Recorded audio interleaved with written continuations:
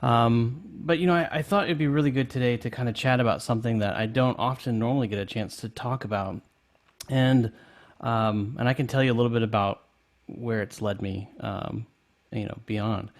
So when I was younger, I was having a horrible time at school. I had, back then the teachers weren't so nice. They referred to me as, and I quote, retarded, stupid, or just lazy. Turns out, thankfully, my mom had a lot of faith in me, and she was just really hell bent on trying to find a solution. We found out that I had dyslexia. And, well, it just so turned out that I wasn't all those nasty names. It's just that my brain worked a little bit differently than maybe the rest of the kids in the class. So I bring this up today because I feel like it's really important to realize that every single one of us has a superpower. We all have these different things that we have in ourselves that sometimes it's kind of hard to figure out. You'll hear people say, "Well, if you put your mind to it, you can accomplish anything." Well, that's true for the most part, but it's really more about how you apply yourself. And so I had this wonderful tutor who basically told me, I remember, I'll never forget the day. I was literally in tears because it seemed like I couldn't get any passing grades. And I started to believe the things that people were putting in my head. And so I go and this wonderful tutor, Miss Mary was her name, she said, okay, she goes, I want you to know, and she gave me a cookie. That was after school. We had to bribe me to do some more schoolwork after school.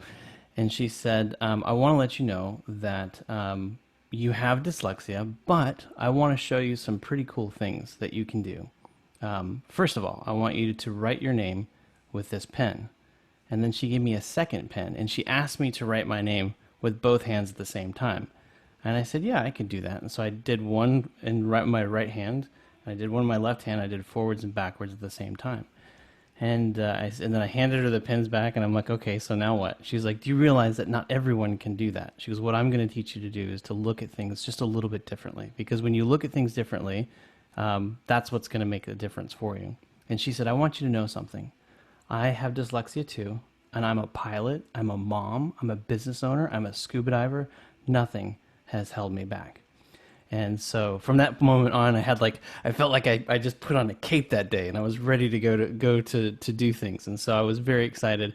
But years later, I learned that as I would try to learn something, I would always get frustrated. One of the things that she did early on for me was that, this was before they had iPods and iPhones and, audiobooks. But there was a company or a nonprofit called the Dallas Taping for the Blind, and they read my textbooks, and I put them on tapes, and I listened to them. And I know that when I hear something, I always remembered it. That was one of the things that she noticed about me. So I would actually get all my textbooks, I would listen to them, and I would show up at school. Didn't even need to bring my textbook. What do I need to I practically memorized them. The teachers, of course, didn't like this, and they wanted to test me immediately, which I actually passed. So that was actually quite interesting. But the reason why I bring this up today is every single one of you have this ability to really think about things in a different way and to look at it from different perspectives. And just because someone tells you, hey, you need to focus on this one specific thing in this one specific way, this is how you do it. The truth is that's how they do it. And it may work for you, but it may not. So I wanted to open up with that today because I would say the way that I've looked at life in general could be good, could be bad, depends on who you talk to. If you have my wife on, she'll probably tell you all the other stuff. She's like, okay, let me give you the down low on this guy. But fundamentally, when we look at a problem, right, something as big as climate change, or something as big as the oceans, obviously everyone's looking at it the same way.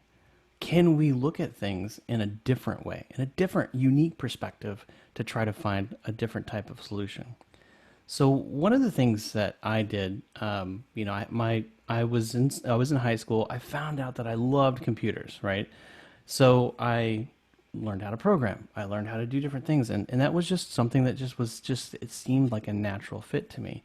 But I always loved taking photos. I didn't really see it as an art form, but my grandma had given me my first camera, and I just took photos of everything I could. We didn't have a lot of money, So if I had, color film, this is really dating me now. If I had color film, it would tell you that was like a special treat. Mostly if I had film, it was always black and white film, and so I was taking photos of just nonsensical things. But what I really liked about that is the storytelling, and there was some connection back then that I didn't understand between the storytelling aspect and then the computer stuff that I really loved, and I couldn't put those two things together. But I pursued those particular passions, and fast forward a couple years, I had a company, sold it, and I remember being very frustrated again. I felt like that little boy back in fifth grade who was just completely decimated. I had sold the company, and the pain and angst that I had to go through with that company was because I was just figuring things out for myself. I didn't have any mentors, and it frustrated me to no end. And I remember thinking to myself, "Gosh, I don't want to have anything to do with technology again. I'm just doing it wrong. Something's not right." But what I do love is I love storytelling. I love people. I love to hear their stories. And I feel like, in a way, photography does that. It gives us this moment in time. I'm going to roll as I continue to talk to you, I'm going to roll some clips here so that I can show you. And we'll just have this run kind of in the background as I talk. So you'll see me in the lower corner here. But, what was really interesting is that I've looked at things that I thought, wow, this is so beautiful. And then who gets to see these things? And then this is where I remembered about my fifth grade experience, where I was learning to look at life and look at things in a very different perspective. And when we talk about the oceans, we talk about climate change, and we talk about all these other things. We often talk about the horrible things, and then often we take the human form and we remove it from the natural world, but we coexist with this environment. And so I've sat down and tried to come up with different ways to extend this beauty so that we understand really what it is that we're looking at. We're looking at this natural world that's ours, but it's ours to be responsible. And as much as I like the idea of going to a place like Mars, and being an interplanetary species, which we will become, I do believe that if we're to be responsible on those other planets, that we must learn how to take care of the one that we're currently on. The easiest planet to terraform is the one that we're presently on. And so, and look at the life. And we know more about space than we do our own oceans. And so I feel like this particular, to me, is something that is really powerful. And the reason why I'm showing you this in particular is I feel that when I get on a stage and I talk to you about the oceans and why they're so important, it's one thing, right? That's my idea being conveyed to you. But when we look at art and we feel together, it no longer becomes my words, but it becomes our words, our collective thoughts. And so I feel like these kinds of imageries are very important. And then, of course, we've got, other things too, where we've got these beautiful, amazing animals that have existed for, thousands of years. They've been here before we have. They have never once really threatened the way of life as for human civilization, but our passive actions are actively ruining it. So what I wanted to tell you today is I wanted to give you kind of a background on myself, kind of where I came from and the way that I see things. I kind of see things in kind of a real strange way. And even to this day, I'm constantly met with people who say, well, that's not how you do it, or why are you doing it this way? It's a huge waste of time. And you know what? Sometimes they just might be right. There's a lot of times where I feel like things are a waste of time and you want to give up. But when you persist into something that you really truly believe in and you have passion for, you'd be very amazed to see how quickly things change. And so the other thing I want to talk about too is kind of the building of community. Don't ever really discount the people that are around you. There's real value in people that are around you that want to help you. Now, when I say that, I want you to think about the conversations that you have. When you have a conversation with somebody and you feel like you're taking mostly from this conversation, or maybe you're giving in this conversation and there's nothing in return, that's not really a conversation. Conversation should be two-way, right? This conversation here is one way because it's a lecture, right? But that's not how we talk to people in everyday world, right? You don't just walk up to a random person and just go off for 20 minutes talking about randomness, right? And so when we do this, you'll find that these little synapses will pop in your brain, and you'll have these moments where you can actually see things in a different way. Maybe somebody brings something out in a certain way. But I have a group of people around me that are kind of like, the president of the United States has a cabinet, right? And they all have their independent jobs. Well, I kind of have a cabinet, they don't know it. But these are individuals who I look up to, and I have a massive amount of respect for them. And it gives me the ability to kind of say, hey, what do you think about this? Like right now, full disclosure, I'm working on a deck, right? An investment deck. And, it's hard for me because I think very differently, and people want information in a very finite subset kind of way. So I do my best, and I pass it over to some people that I really trust, and I say, okay, I want you to hand this to me, and I want you to be brutally honest. So I wanted to leave you with that little tidbit because I feel like that is the one thing that really has helped me kind of evolve as a human being, and as a thinker.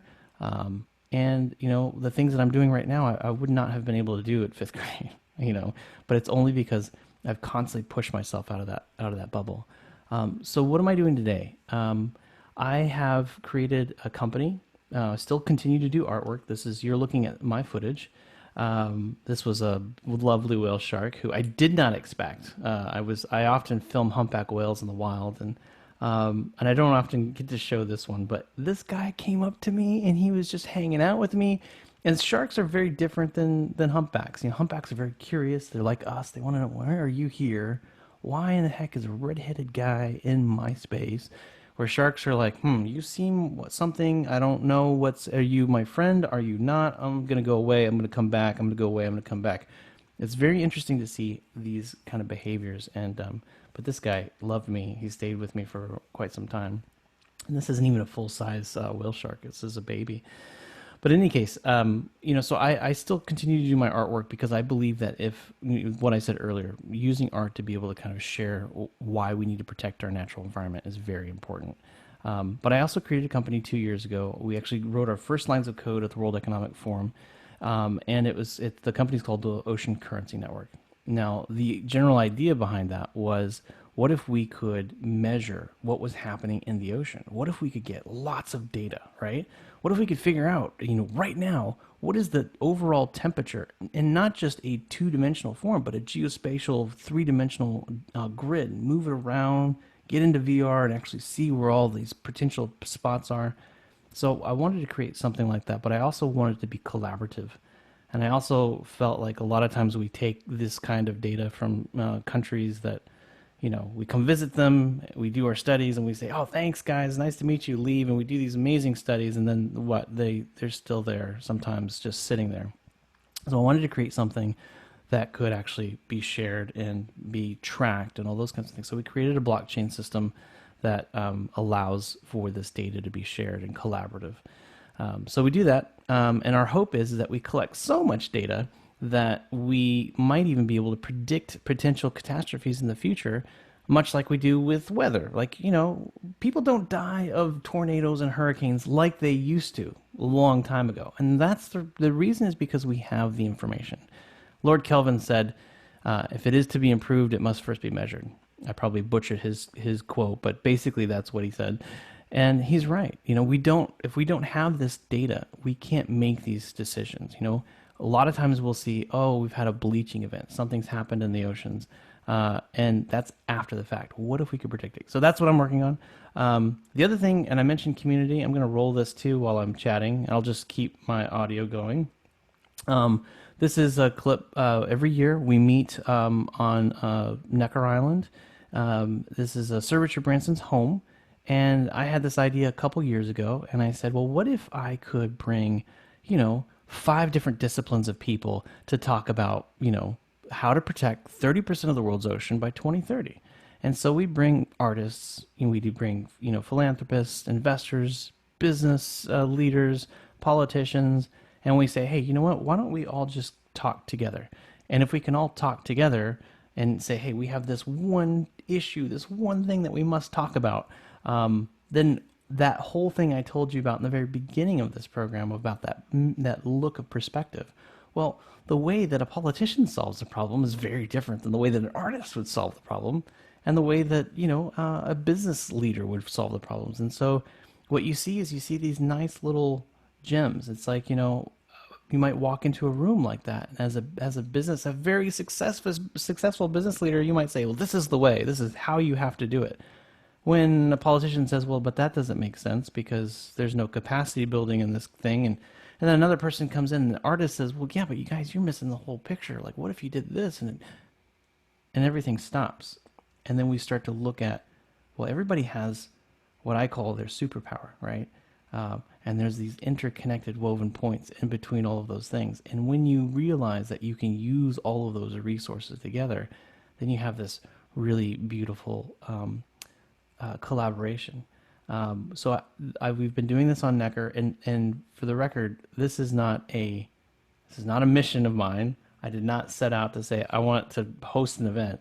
Actually, that's the very last thing on the planet that I want to do is host an event.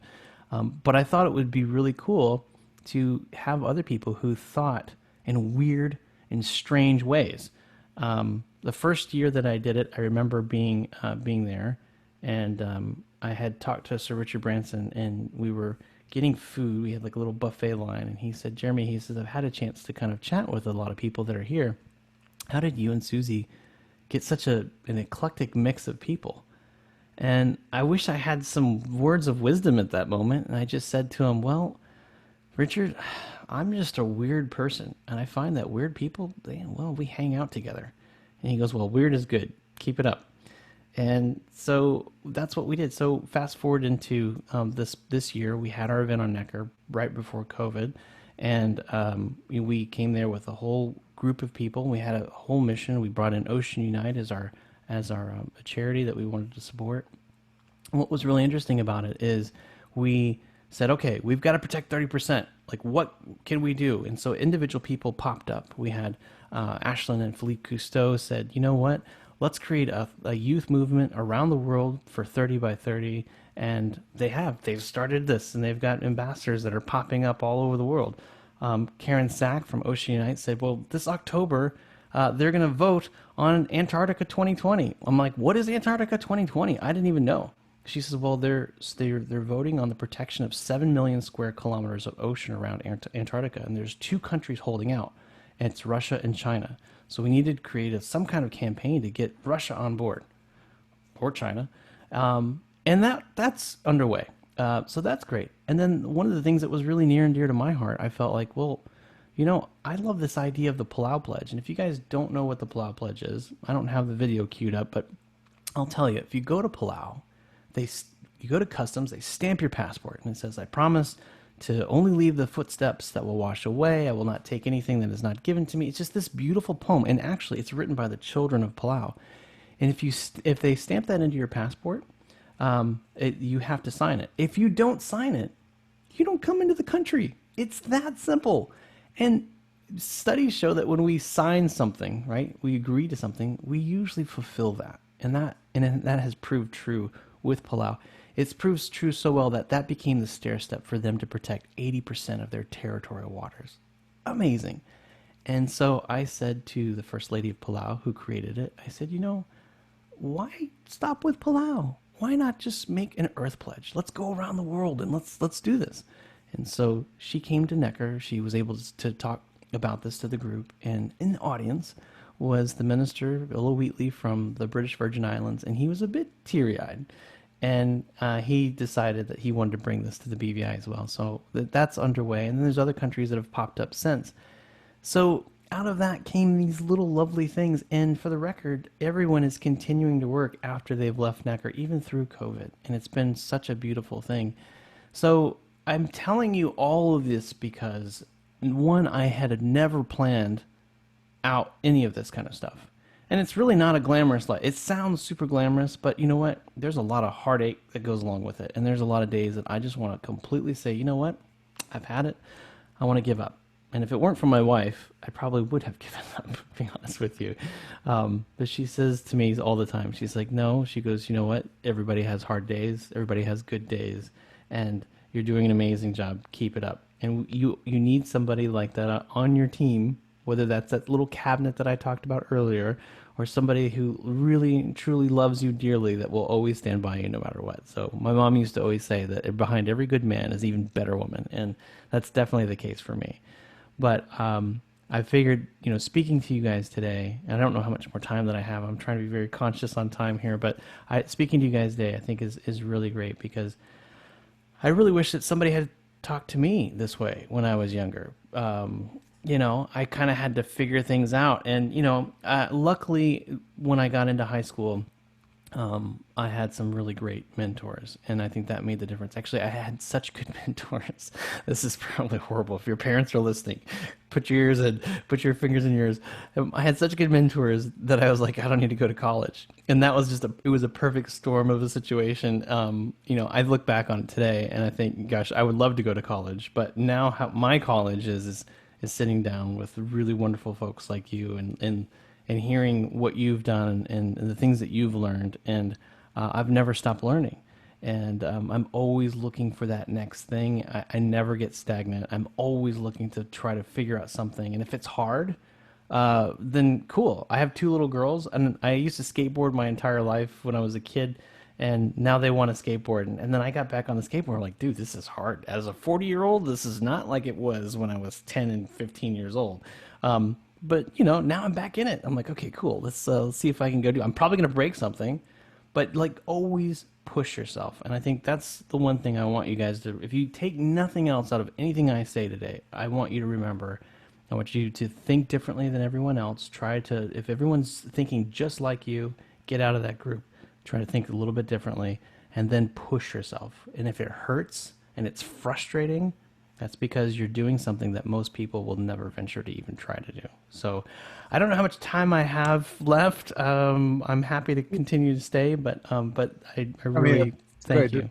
This is a fantastic kind of testimonial that lots of the teenagers out there will put it on our YouTube channel for sure. They probably highlight it as much as we can, because you had a series of struggles, and you always like a bit like the Aikido, Japanese martial art. You use the energy of the challenge in your favor, right? So you always manage somehow to find the mentors that got you into a position of superiority, of being able to decide if you wanted to go to college or not. Maybe you had, all of a sudden you had the choice. It's not like, wow, I don't have a choice and I'm going to fail and I'm getting the worst possible scenario. You basically got a very challenging set of circumstances, and managed to end up every year in Necker Island with Sir Richard Branson. So I think that your story in terms of transformation, but above all adaptation, is really phenomenal. So I'm very happy to even cancel the play break. We don't have many teenagers in the session in any case, but for the YouTube channel, if you have more of what you've got, what you've given so far, we'll be most grateful. So please go ahead and don't count the time. Okay, yeah. Well, just tell me to shut up when you're done with me. Yeah, the other thing I'd like to add to that too is that, sometimes those individuals that tell you that you can't do something, that's actually the fuel that you can use to actually do something amazing. I remember just a real brief story. I was working at this company. So when I was in high school. I was taking something called the computer cluster, and for a couple hours a day, we just learned how to program and those kinds of things. And I had my own job, but then I got laid off, and then it said, "Hey, would you like to go work for this company?" Well, this company had maybe 5 people there. I was like the sixth or seventh person on, and these were all professors from University of Texas and Arlington, and they were all working on the superconducting supercollider project, which, if you guys are not familiar, in CERN, there's the Large Hadron Collider. This was the basically the reason why the LHC exists is because the superconducting supercollider was supposed to happen in Waco, Texas, and Congress killed it. And so these scientists came back and said, well, What are we going to do now? So they started an internet company, an internet service company, and this is so early in the back in, this is 1990, I don't know, 1993, 1994. They I remember going to parties after I had a job at an internet provider, and you're always trying to talk to everybody. And I remember specifically this girl. She's like, "What do you do for work?" And I was like, "Oh, I work at an internet provider." And she's like, "Oh, what's the internet?" And I was like, "Oh, yeah. Well, it's this thing that connects things, and it's like, how do you start from there? Like when somebody, it's like saying, what is a computer?" So year and so I really got in on the ground floor, and I remember being in there one day. I was doing tech support, just like helping people dial up, right? It was a major thing back then because you had to go through a lot of steps, and there's no such thing as plug and play back then, by the way. And I remember this guy coming in, and he said that he was like this Novell certified. Novell was a networking protocol at the time. That was how they linked up computers on a local area network. It was very archaic, and they said, "Well, I'm a Newville certified blah blah blah whatever CNE or CNA or whatever it was," and I was like, "Yeah, cool, me too." And he was just like taken back, like this 17-year-old kid was had the same thing that he did, and it was just like it blew his mind. And I remember him thinking, "Well, you could never actually, maybe, but you couldn't go into a big company and do this and." Set up an internet connection and set up their network. I don't know, never tried it. Maybe I could.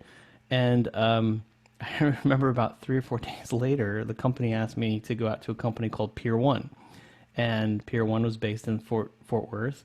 And I had walked into that company, and I remember everybody was dialing up at each workstation, like to send an email to the guy in the next workstation. They would dial up and send out, and so. I went in there and I said, "Hey guys, you could do this a little bit differently. Like, your other network is a token ring network." And I'm not even going to get into what is a token ring network in this conversation. But I said, "But you guys need put this on Ethernet, and then we can actually create a T1 that goes right into the network, and then everybody will have access all at the same time."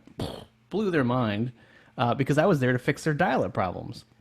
Long story short, they ended up getting a dedicated connection with us, and that's how they operated. But I since from that point on, I went to set up internet connections all over Dallas Fort Worth and some of the biggest companies, biggest names. That's how I met a lot of people. Here comes this kid from high school that's setting up your internet connection for your whole company. And I always think back to that guy who was just like, "You can't do it. You would never be able to do it."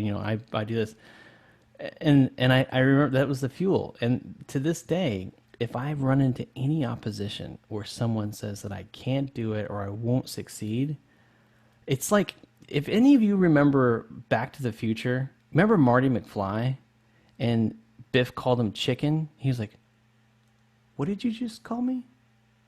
I have that. It's also a bad thing. It's FYI. So you have to take that in small doses. But I was like, "Did you just say I couldn't do something?" And I will fail 1,000 times proving that at least I tried to do it versus not even try at all. So, but so I think as you kind of go through school, you guys have an enormous amount of pressures. You have a lot of different layers that I think are valuable in the workforce, but we didn't have when I was going to school. It's going to be tough. You've got COVID right now. You're probably sitting at home, learning at home, and frustrated that you can't get the things that you need. This is where innovation comes. I'm telling you right now, teachers are going to tell you, you have to do it this way, and this is the only way to do it. Hey, I got a news flash for you. They're figuring this out too as they go along, which means you can too. So just get out there and start coming up with some ideas. I have two little girls, and I watch my eldest, get frustrated, and she'll be in tears sometimes. And so I come out and I say, "Okay, so tell me what's going on." And she's like, "Well, I can't figure this out." There's there's not one way to solve a problem, and that's the other thing that I'd like to leave you guys with. But I love to take some questions if there are any questions. I don't know if that's the format here, but I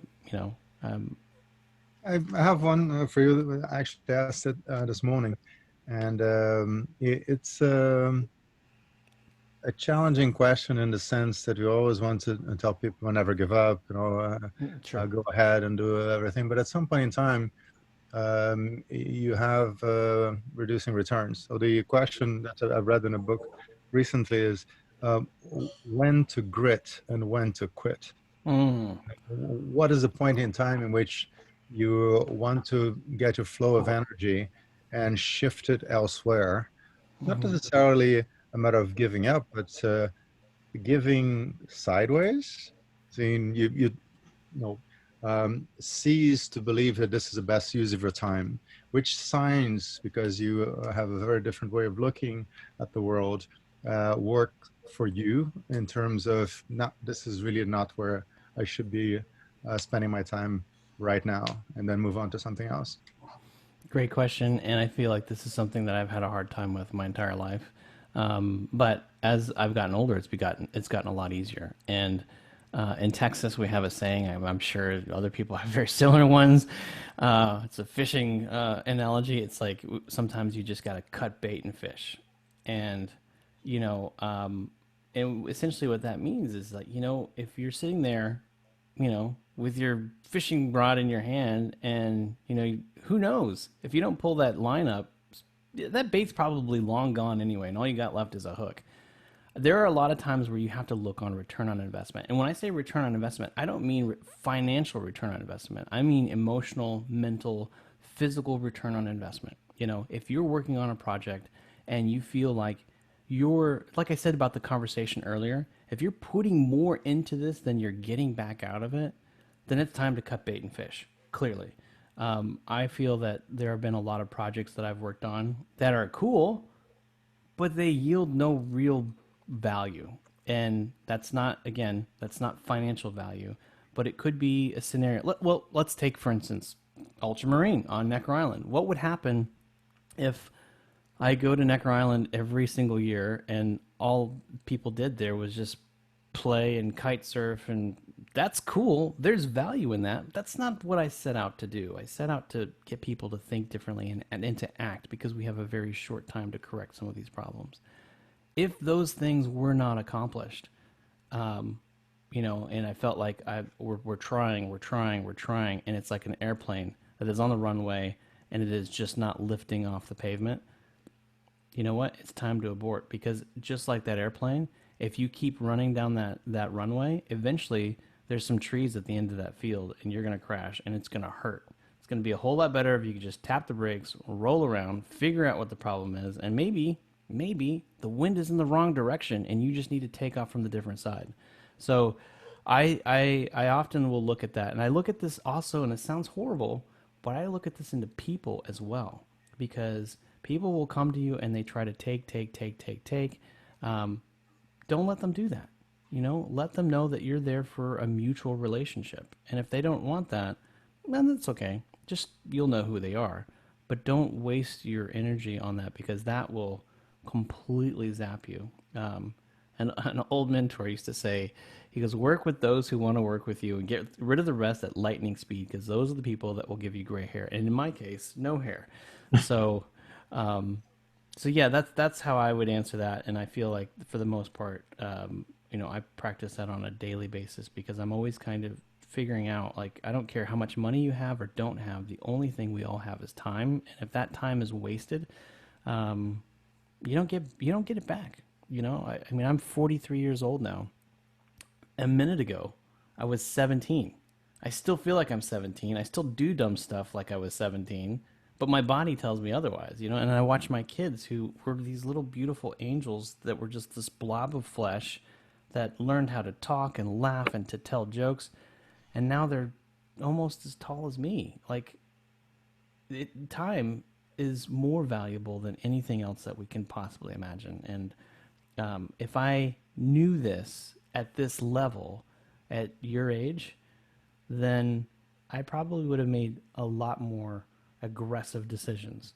But you know what? This is an age old problem, and they always say that the youth is wasted on the young, and it's not a derogatory statement. It's just that we don't know what we don't know. But hopefully, some of my words will resonate, and I have no doubt that some of you watching will probably be the next president, and maybe help us join as I say, there's no Superman of the oceans, but there's a Justice League, and I want you to be part of it. So hopefully you all become part of the Justice League. So, Remy, I have another question. I would like, thank you very much for your very passionate talk. Actually, I would like to address the Marty McFly in you again, asking the Marty McFly, which is actually the problem, the issue, the whatever that triggers the Marty McFly in you right now. You were talking about, the internet in the early ages, but now I think um, time evolved and also other things evolved. So, but I think there still is the Marty McFly in you. And what is now triggering the Marty McFly in you at the moment? Great question. Well, if I'm to be 100% honest, it's ego. I believe that sometimes we won't work together because of ego, and I see that as such a big frustrating thing, and it really makes me angry, like nobody's business, because I feel like all of us have something that we can do. And in the ocean space, there is a lot of people who don't want to work together because of, they call it intellectual property or whatever. But hey, newsflash, we're sitting on Spaceship Earth and we're all crew members and we just need to figure this out. So, what really gets me angry is when two groups won't work together, and I am hell bent to try to figure out how to bring them together, especially when it comes to issues of relating to ecology. I feel like if we can't unite ourselves as leaders, then how the hell are we going to unite the rest of the planet to do the right thing? Well, that's quite a deep answer to a silly question of mine.